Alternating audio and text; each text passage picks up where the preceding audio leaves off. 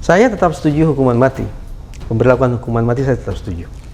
Hakim mengendus bahwa ada aroma kedustaan yang sangat tajam dari satu sesi persidangan ke sesi persidangan berikutnya. Dengan kalimat-kalimat menghujam dari hakim yang tidak bisa dibantah lagi gitu. Konsekuensinya adalah pemahaman atas perbuatan jahat yang bersangkutan setidaknya harus menyentuh 3 dimensi. Dimensi makro, dimensi mikro, dan dimensi meso secara umum. Dimensi makro bersangkut paut dengan lingkungan sosial, organisasi, perusahaan, atau kelompok yang menjadi tempat bernaungnya individu tersebut. Itu dimensi makro. Dimensi mikro adalah sisi kepribadian spesifik yang ada pada diri individu yang bersangkutan. Sementara dimensi meso adalah terkait dengan interaksi antara satu individu dengan individu yang lain. Dalam konteks ini, sebagaimana ditanyakan oleh penasihat hukum, dimensi meso yang dimaksud adalah, saya petakan, interaksi antara Richard Eliezer dengan Verdi Sambo.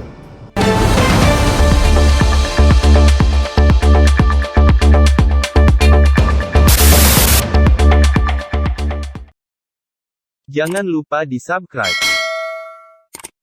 Jiwa korsa Verdi Sambo dan Barada Richard Eliezer dibawa-bawa saat persidangan kasus pembunuhan Brigadir Yosua Huta Barat. Jiwa korsa dianggap hal krusial yang dimiliki setiap anggota polisi. Penilaian itu disampaikan ahli psikologi forensik Reza Indragiri Amriel saat dihadirkan dalam sidang ahli meringankan untuk Barada Eliezer di PN Jaksel Senin 26 Desember 2022. Reza awalnya menjelaskan instrumen vital yang harus dimiliki anggota polisi, yaitu jiwa korsa. Dalam organisasi kepolisian ada instrumen yang sangat vital, penting, dan krusial yang harus dimiliki personel, yaitu jiwa korsa. Jiwa korsa dimanifestasikan dalam perilaku setia kawan. Mereka menggunakan kosakata yang sama, cara berpikir yang sama.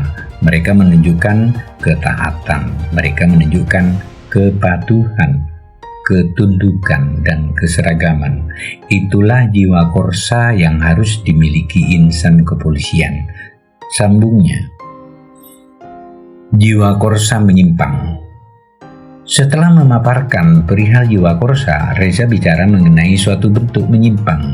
Suatu yang menyimpang itu disebut kode senyap. Berdasarkan studi, ada tipu-tipu jiwa korsa yang muncul dalam bentuk yang menyimpang. Inilah yang disebut Profesor Farid Muhammad sebagai subkultur yang menyimpang, yaitu kode senyap atau kode of silence, kata Reza. Reza menjelaskan, kode senyap adalah istilah untuk menunjukkan bahwa jiwa korsa sekali lagi tipu-tipu termanifestasikan dalam bentuk penyimpangan. Misalnya, menutup-nutupi penyimpangan sejawat, ketaatan, kepatuhan, atau tidak memberi koreksi kepada siapapun yang sudah memberi perintah. Itu contoh jiwa korsa yang menyimpang. Paparnya, anggota Pusat Kajian Asesmen Warga Binaan Pemasyarakatan Kemenkumham ini lalu menyoroti jiwa korsa Verdi Sambo dan Eliezer. Reza menyebut dalam kasus pembunuhan Brigadir Yosua Huta Barat ini ada jiwa korsa menyimpang yang dilakukan oleh Eliezer dan Sambo. Konsekuensinya ketika kita menyoroti Richard atau Sambo, menurut kita tidak bisa abai terhadap jiwa korsa ini, termasuk dengan jiwa korsa yang menyimpang yang mereka lakukan. Karena saya tadi mengatakan jiwa korsa merupakan sumber stamina yang mutlak harus dimiliki insan kepolisian.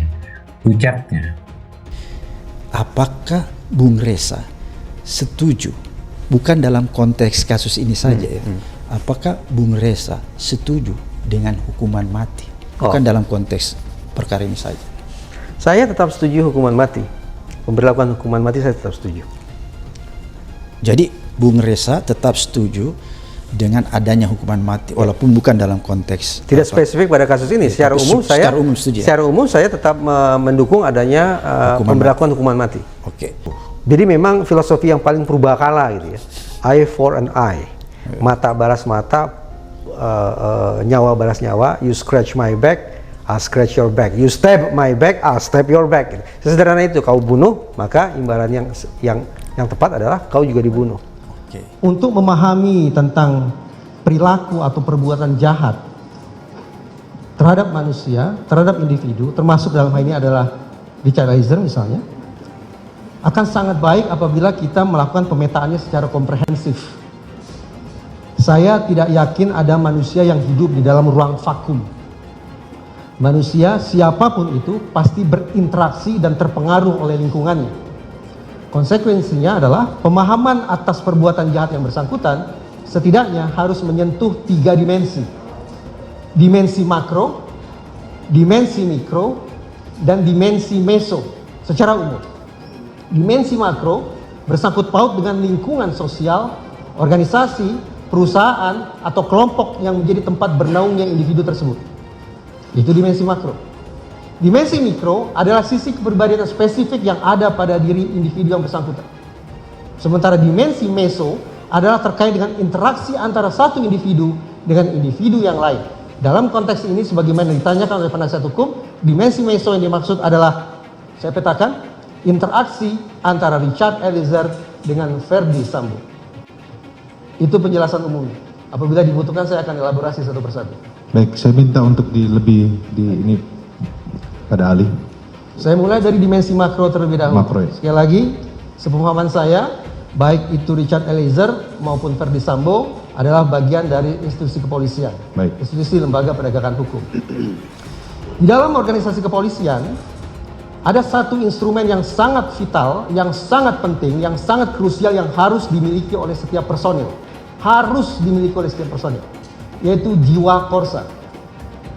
Jiwa korsa merupakan sumber stamina, sumber energi, sumber eksistensi bagi setiap insan kepolisian. Jiwa korsa termanifestasikan lewat perilaku setia kawan.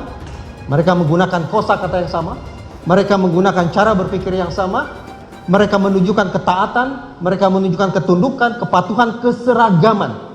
Itulah jiwa korsa yang harus dimiliki oleh setiap insan kepolisian. Dakwaan Barada Eliezer. Dalam kasus pembunuhan Yosua, Eliezer didakwa bersama-sama dengan Verdi Sambo, Putri Chandrawati, Bribka Riki, dan Kuat Ma'ruf melakukan pembunuhan berencana terhadap Brigadir Yosua Huta Barat. Eliezer disebut dengan sadar dan tanpa ragu menembak Yosua. Mereka yang melakukan, yang menyuruh melakukan, dan turut serta melakukan perbuatan dengan sengaja dengan rencana terlebih dahulu merampas nyawa orang lain. Kata jaksa saat membacakan surat dakwaan dalam persidangan di Pengadilan Negeri Jakarta Selatan, Selasa 18 Desember. Eliezer didakwa melanggar pasal 340 KUHP, subsidiar pasal 338 KUHP, junto pasal 55 ayat 1 ke 1 KUHP.